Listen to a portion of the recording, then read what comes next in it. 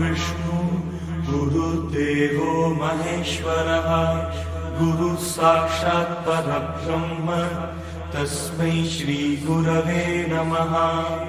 ॐ गणानां त्वा गणपतिं हवामहे कविं कवीनामुपमश्रवस्तमम् ज्येष्ठराजं ब्रह्मणां ब्रह्मणस्पत आनशृण्वन्नोतिभिस्सीदसादनम्। ॐ महागणाधिपतये नमः। उत्तिष्ठ